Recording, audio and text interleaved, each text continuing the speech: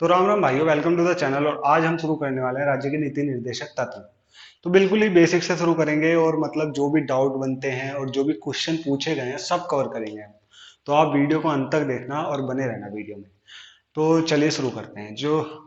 तो ये जो राज्य के नीति निर्देशक तत्व हैं, ये संविधान में इनका वर्णन भाग 4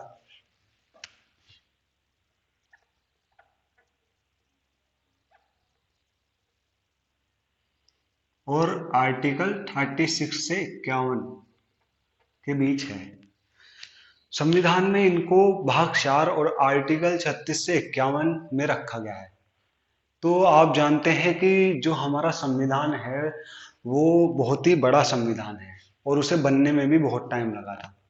तो जो संविधान के कुछ पार्ट लिए गए हैं, जैसे मौलिक अधिकार को यूएसए दूसरे यूएसए के संविधान से लिया गया है, तो ऐसे ही कई पार्ट हमारे दूसरे देश के संविधान से लिए गए हैं। तो ऐसे ही ये जो राज्य के नीति निर्देशक तत्व हैं, ये भी एयरलैंड के संविधान से लिए गए हैं। ये भी क्वेश्चन पूछा जाता है, तो आप याद रखेंगे कि ये एयरलैंड आयरलैंड आयरलैंड के संविधान से लिए गए हैं। तो आप समझ पाए होंगे, इनका वर्णन है भाग 4 आर्टिकल 36 से 51 और ये एयरलैंड के संविधान से लिए गए हैं। उम्मीद करता हूँ इतना आप समझ पाए होंगे। तो अब चलते हैं, ये है क्या। तो ये जो नीति निर्देशक तत्व है, ये जो तत्व है या अधिकार है, ये सरकार को सरकार का दायित्व बताते हैं।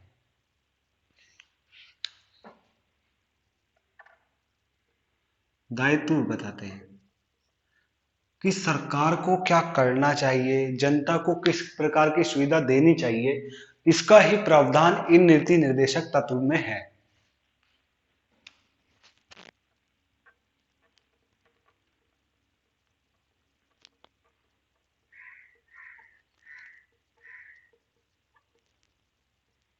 जनता को किस प्रकार की सुविधा देनी चाहिए। तो जब हमारा संविधान बन रहा था, तो जो अधिकार वो उस समय लागू करने की मतलब लागू नहीं कर पाए, लागू करने में सक्षम नहीं थे उस समय, उन्हीं अधिकारों को इस राज्य के नीति निर्देशक तत्व में रखा गया, जिससे कि सरकार आगे चल के अपने सुविधा अनुसार इन अधिकारों को, इन तत्वों को लागू कर सके। तो जैसे कि आप जानते हैं, इन तत्वों में से बहुत ज्यादातर तत्वों को लागू किया गया है, जैसे पंचायती ग्राम पंचायत, शिक्षा का अधिकार,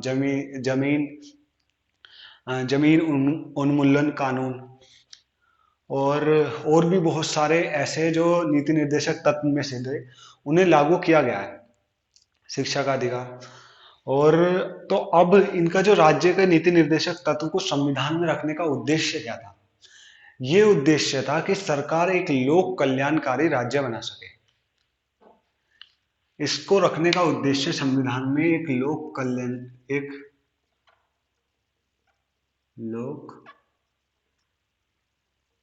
कल्याणकारी राज्य बनाना।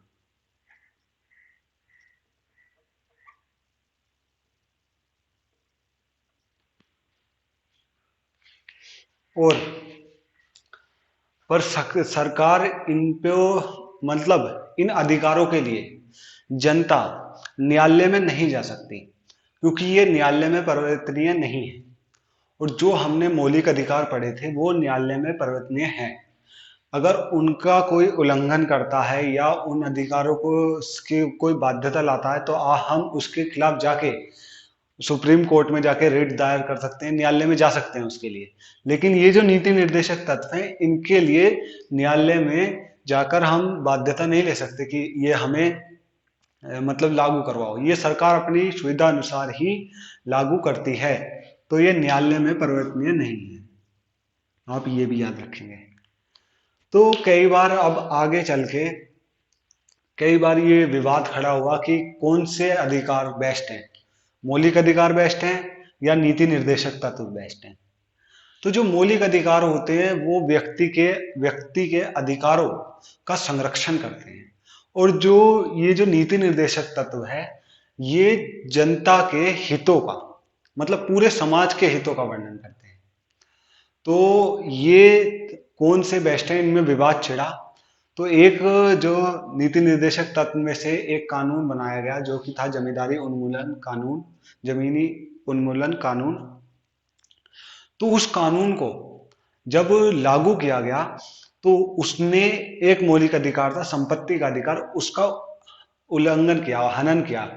तो इस पे विरोध हुआ कि एक नीति निर्देशक तत्व जिसे न्यायालय में भी मतलब चुनौती नहीं दे सकते, और इतने नहीं है, वो कैसे मौलिक अधिकारों का हनन कर सकता है उसका कानून। तो इस पे कई विवाद हुए, कई केस चले, लेकिन एंड में जाके जो अपने न्यायालय था उसने ये डिसीजन लिया कि व्यक्तित्व व्यक्तित्व अधिकारों से ज्यादा सामाजिक समाज समाज का भला हो सके वो ज्यादा जरूरी है। पूरे समाज के हितों का होना जरूरी है। तो इसलिए संपत्ति के अधिकार को हटा दिया गया। संपत्ति के अधिकार को हटा दिया गया। आप जानते होंगे, हमने मौलिक अधिकार में भी पढ़ा था कि संपत्ति के आधार को हटा के कानूनी अधिकार बना दिया गया, सामान्य कानूनी अधिकार बना दिया गया, जो कि 44वें संविधान संशोधन 1978 द्वारा बनाया गया। तो आप समझ पाएंगे। तो ऐसे ही कभी कोई कोई जो अधिकार है, जो नीति निर्देश तत्व में जो तत्व हैं, वो जब लागू होते हैं तो वो मौलिक अधिकारों को, क्या नाम है, मौलिक अधिकारों का हनन करते हैं, मतलब उनके बीच में आ जाते हैं। तो इसीलिए विवाद छिड़ा कि कौन से बेस्ट है, मौलिक अधिकार बेस्ट है या नीति निर्देशक तत्व बेस्ट है। तो उन्होंने फिर न्यायालय ने लास्ट में जो केस लड़ा गया उसमें यह कहा गया कि मौलिक अधिकार और नीति निर्देशक तत्व एक दूसरे के पूरक है, दोनों ही समान है, पूरक कहा गया। तो आप समझ पाए होंगे। तो इसमें इतना ही जानने के लिए था कि नीति निर्देशक तत्व सरकार को उसका दायित्व बताते हैं, सरकार को क्या करना चाहिए, जनता के किस प्रकार की सुविधा देनी चाहिए। और ये इसलिए लाया गया, इनको संविधान में रखने का उद्देश्य इसलिए था कि एक लोक कल्याणकारी राज्य बन सके। और जो है ये जो नीति निर्देशक तत्व है, इनके आधार पर जनता अपने जनता अपने जो सरकार होती है उसका मूल्यांकन कर सकती है कि हमारी सरकार कैसी है। क्योंकि अगर सरकार काम करेगी, तो अगर इनमें से कानून पास करेगी और काम करेगी तो सरकार बेस्ट है। तो इनके आधार पर जनता सरकार का मूल्यांकन भी कर सकती है, ये भी आप याद रखेंगे। तो इनके अब चलते हैं आगे, जो कि राज्य के नीति निर्देशक तत्व में जो ये इनका वर्णन है आर्टिकल 36 से 51 तक का, तो इन्हें पढ़ते हैं। तो अब चलते हैं आर्टिकल 36 की तरफ। तो आर्टिकल 36 कहता है राज्य की परिभाषा। आर्टिकल 36 में राज्य की परिभाषा दी गई है, जो कि आपने मौलिक अधिकार जब पढ़ा था तो उसमें आर्टिकल 12 में जो राज्य की परिभाषा है वही इसमें दी हुई है, राज्य की परिभाषा। तो इसमें यह बताया गया है कि राज्य के लिए नीति निर्देशक तत्व कैसे काम कर सकते हैं, मतलब राज्य के लिए नीति निर्देशक तत्व कैसे मायने रखते हैं, ये इसमें बताया गया 36 में, आर्टिकल 36 में, और राज्य की परिभाषा दी गई है। और जो आर्टिकल 37 है उसमें यह बताया गया है कि ये न्यायालय में परिवर्तनीय नहीं है, मतलब कि आप इन अधिकारों के लिए न्यायालय में नहीं जा सकते। इन्हें सिर्फ सरकार अपनी सुविधा अनुसार अपने मतलब धीरे धीरे ही इनको लागू करेगी। तो आप समझ पाए होंगे। और जो आर्टिकल 38 है वो ये कहता है कि समाज में सामाजिक, आर्थिक, राजनीतिक न्याय की स्थापना करनी होगी। और ये सरकार को एक दायित्व दिया गया है कि आपको समाज में सामाजिक, आर्थिक और राजनीतिक न्याय की स्थापना करनी होगी। और आर्टिकल जो 39 है उसमें कहा गया है संसाधनों का उचित वितरण, संसाधनों का उचित वितरण, मतलब जो संसाधन है उनका आपको उचित वितरण करना होगा। कि ऐसा नहीं होना चाहिए कि मतलब एक आदमी के पास सारे संसाधन हो जाएं और जो दूसरे आदमी है उनके पास कुछ ना हो। तो आपको जो संसाधन दोगे आप, मतलब जो सरकार देगी, उसका उचित वितरण करना होगा। और इसमें एक बात और कही है, समान कार्य के लिए समान वेतन। जो भी कार्य होगा अगर वो समान है तो उसके लिए समान ही वेतन मिलेगा, चाहे वो कोई स्त्री हो या पुरुष हो, दोनों को। ये आर्टिकल 39 में कहा गया है। तो आर्टिकल 39A, ये वाला जो आर्टिकल है ये पहले नहीं था, जब मूल संविधान बना तब नहीं था। ये आर्टिकल 42वें संविधान संशोधन द्वारा 42वें संविधान संशोधन द्वारा 1976 42वें संविधान संशोधन 1976 द्वारा आर्टिकल 39A को जोड़ा गया, जो कि कहता है समान अवसर के आधार पर न्याय देना। मतलब सबको समान ही अवसर के आधार पर न्याय देना। आप समझ पाए होंगे। तो आर्टिकल 40 हमारा ये कहता है ग्राम पंचायत। आप जानते हैं कि ये आर्टिकल 40 है, इसको अब संविधान में अनिवार्य कर दिया गया है कि अब ग्राम पंचायत बनाना अनिवार्य है। पहले ये नहीं था। आपने अनुसूची जब पढ़ी थी, जब मैंने अनुसूची पढ़ाई थी, तो उसमें आपको बताया था कि 73वें संविधान संशोधन द्वारा 1992 और 1993 के बीच में, इन्हीं 2 वर्षों के बीच में, ये 11वीं अनुसूची में रखा गया था पंचायती राज। उसमें 29 कार्य क्षेत्र दिए गए थे इन्हें काम करने के लिए। तो ये लागू कर दिया गया है, ये संविधान मतलब लागू कर दिया गया, अनिवार्य कर दिया गया है ग्राम पंचायत को हर क्षेत्र में, ये 73वें संविधान संशोधन द्वारा।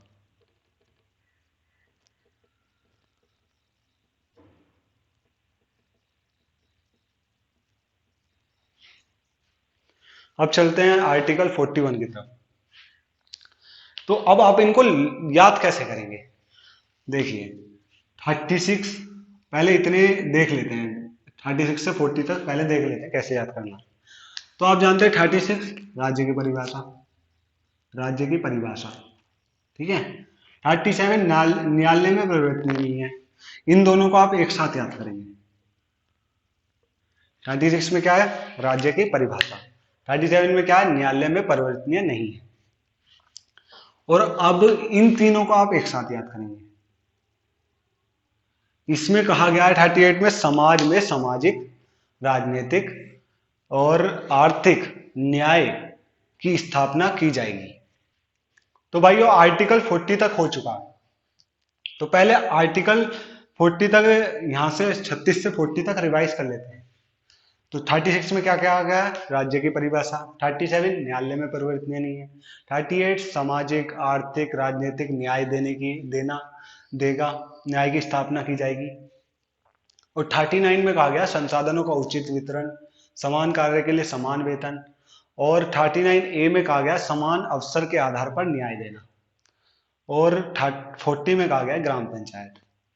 तो आप एक काम करिए कि इन दोनों को एक साथ याद कर लेंगे। जैसे 36 में राज्य की परिभाषा, 37 में न्यायालय में परिवर्तनीय नहीं है। और इन दोनों को एक साथ याद करिए, इन दोनों को नहीं, इन तीनों को एक साथ याद करिए। जिसमें कहा गया सामाजिक, आर्थिक, राजनीतिक न्याय, इसमें संसाधनों का उचित वितरण, और इसमें समान कार्य के लिए समान वेतन, इसमें समान अवसर के आधार पर न्याय देना। और इससे आप अलग याद कीजिए, जो किया 40 आर्टिकल 40 ग्राम पंचायत। तो आप इतना समझ पाए होंगे। तो चलिए अब चलते हैं आगे आर्टिकल 41 की तरफ। तो आर्टिकल 41 कहता है कुछ विशेष दशाओं में काम देना है। कुछ विशेष दशाओं में, विशेष दशा जैसे गरीबी, बेरोजगारी, बीमारी, और ऐसी दशाओं में आपको सरकार को काम देना होगा। कौन सी विशेष दशा?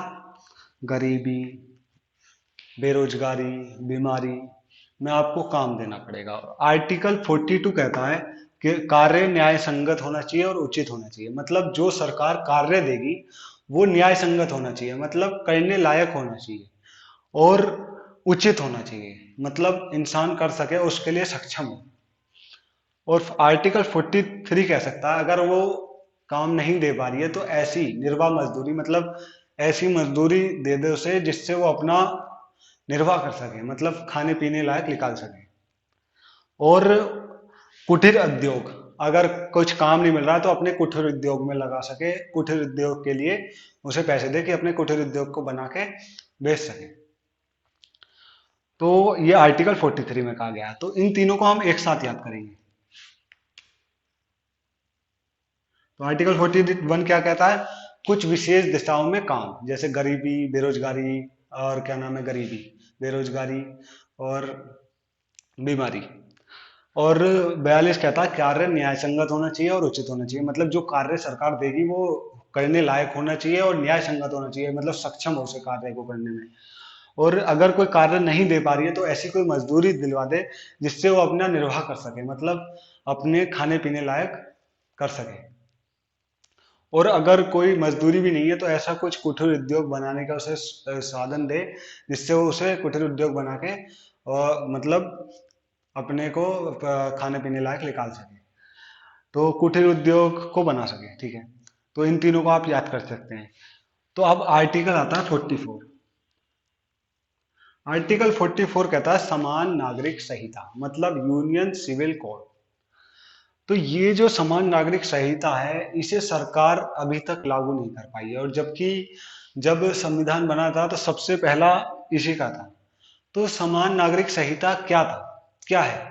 समान नागरिक संहिता मतलब वो है कि सभी के लिए समान कानून, चाहे वो किसी भी धर्म किसी भी जाति का हो, सबके लिए समान कानून। पर वर्तमान में ऐसा नहीं है। हिंदू जाति के लिए अलग कानून है और मुस्लिम जाति के लिए अलग कानून है, और अलग अलग जातियों के लिए अलग अलग कानून है। तो जैसे कैसे किस चीज में कानून, जैसे विवाह में और पितरात्मक संपत्ति में, तो इनके अपने अपने अलग कानून है। लेकिन सरकार चाहती है कि ये समान नागरिकता संहिता लागू हो जाए जिससे के लिए सभी जितने भी जनता है उनके लिए एक ही कानून हो, सबके लिए एक ही कानून हो। पर ये जो समान नागरिक संहिता जो लागू हुई पड़ी है बस एक राज्य में हुई है, जो कि है गोवा। गोवा में लागू हो चुकी है ये, और अपने इंडिया में कहीं पे लागू नहीं है। तो आप समझ पाए होंगे समान नागरिक संहिता को। अब चलते हैं 45 की तरफ। 45 में आप जानते हैं आर्टिकल 45। तो जो आर्टिकल 45 पहले था, जब संविधान बना था, मूल संविधान था, तो उसमें ये प्रावधान था कि 6 से 14 वर्ष के बच्चों के लिए शिक्षा अनिवार्य होगी। तो इस प्रावधान को, जो 6 से 14 वर्ष के बच्चों के लिए शिक्षा अनिवार्य होगी, इसको 86वें संविधान संशोधन द्वारा 2002 में 86वें संविधान संशोधन द्वारा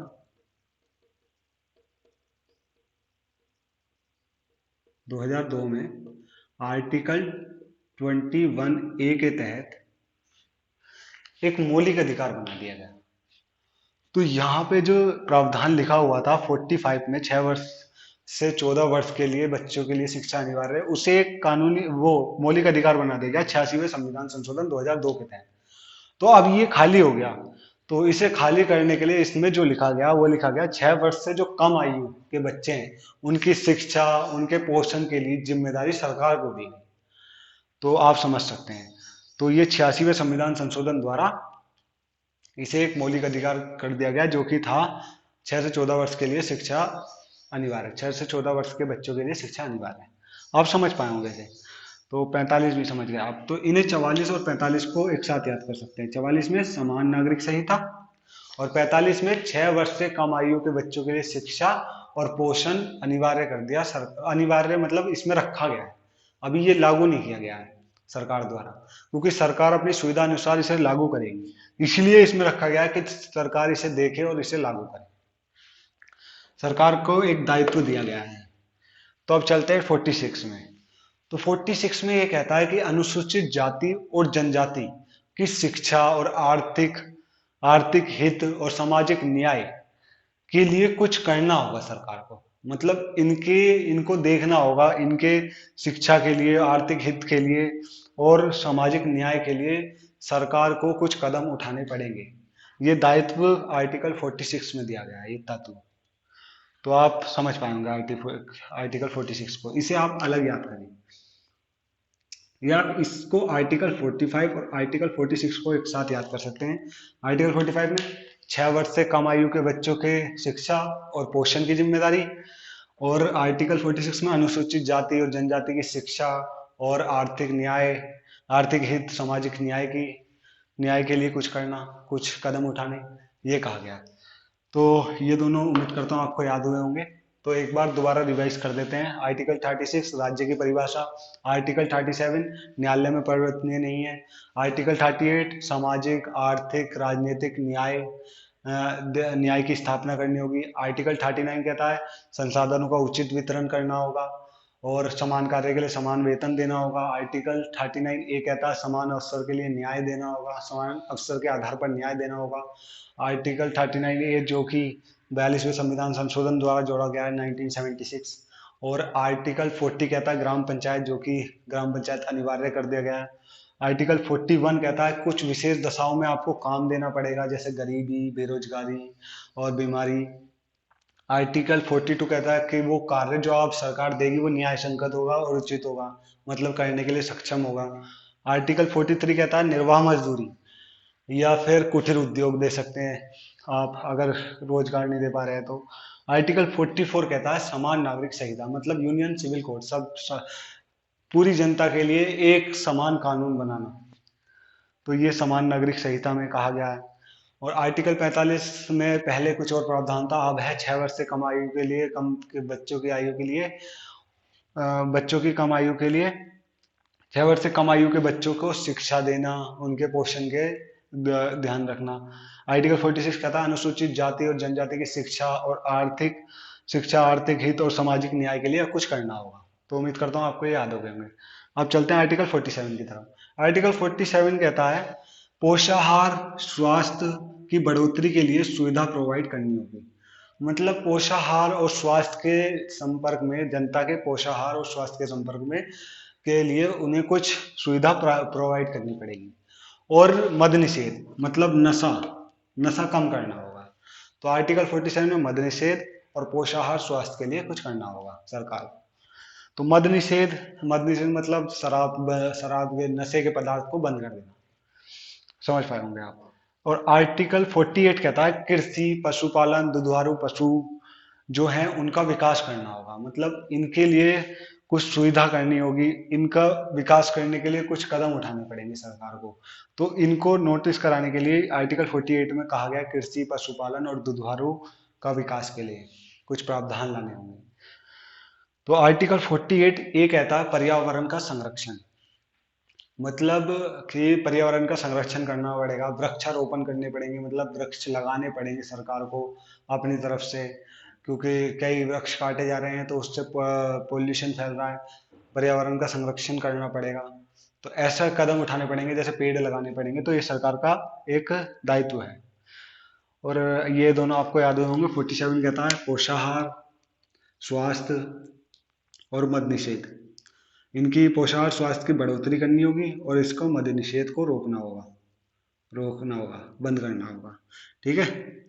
और 48 कहता है कृषि, पशुपालन, दुधारू, इनका विकास करना होगा, मतलब कृषि में जैसे जो बड़ी बड़ी मशीनें आ रही हैं और साइंटिफिक तरीके से खेती होती है, उसको बढ़ावा देना होगा, उसके लिए कुछ करना होगा, सरकार को कुछ कदम उठाने पड़ेंगे।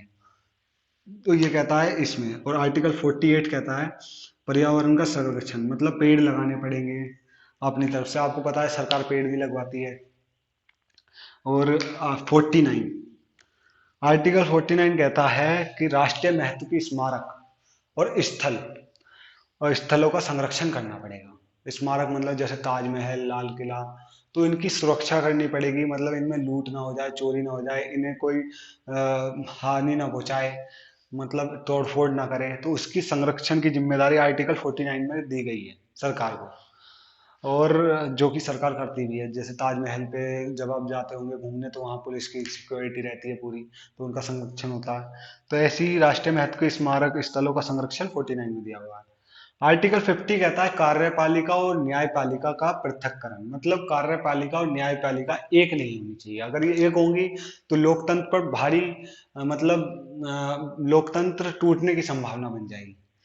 तो इन दोनों को पृथक्करण करा गया कि अलग अलग रहना है इनका, इसका प्रावधान आर्टिकल 50 में कहा गया। आर्टिकल 51 कहता है अंतर्राष्ट्रीय शांति और सुरक्षा, अंतर्राष्ट्रीय स्तर पर शांति बनाए रखनी है और सुरक्षा का ध्यान रखना है सरकार को कि हमारे पे कोई अटैक ना करे और शांति भी बनी रहे, मतलब हम भी पहल ना करें। तो ऐसा सरकार को इसमें दायित्व दिया गया है। तो आपको ये समझ में आए होंगे। यहाँ से एक बार और रिवीजन कर लेते हैं कि 47 में पोषाहार स्वास्थ्य की बढ़ोतरी, मद निषेध करना है, मतलब मद निषेध नशीले पदार्थ को रोकना है। 48 कैसा कृषि, पशुपालन, दुधारू पशुओं का विकास करना है, बढ़ोतरी करनी है इनकी। और क्या नाम है, 48 ए कहता है पर्यावरण का संरक्षण, मतलब वृक्षारोपण करना है, पेड़ लगाने हैं, और अपने पर्यावरण को बचाना है, उसका संरक्षण करना है। 48 ए, और तो ये 48 ए जो है, ये मूल संविधान में नहीं था, ये 42वें संविधान संशोधन द्वारा 1976 में जोड़ा गया है।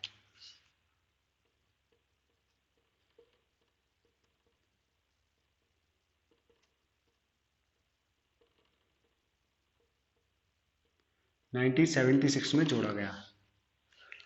तो आप समझ पाए होंगे। और आर्टिकल 49 कहता है राष्ट्र महत्व के स्थलों स्मारकों का संरक्षण करना, मतलब जैसे जो भी राष्ट्र महत्व के स्थल हैं उनकी सुरक्षा करना, उनमें लूट फूट ना हो जाए, चोरी ना हो जाए, या कोई तोड़ फोड़ ना करे, तो उसका उसकी जिम्मेदारी भी सरकार को दी गई। और इसमें आर्टिकल 50 कहता है कार्यपालिका और न्यायपालिका का पृथक्करण, मतलब दोनों को अलग अलग रहना है। आर्टिकल 51 कहता है अंतर्राष्ट्रीय स्तर पर शांति बनाए रखनी है, सुरक्षा का बंदोबस्त रखना है, ये सरकार को दायित्व दिए गए हैं। तो आपको ये समझ में आया होगा। तो आपको ये सारे चीज़ समझ में आई होंगी। तो अब इस क्लास को यहीं ख़त्म करते हैं। अगर अच्छी लगी हो तो लाइक करना और सब्सक्राइब करना, ऐसे ही क्लासें आती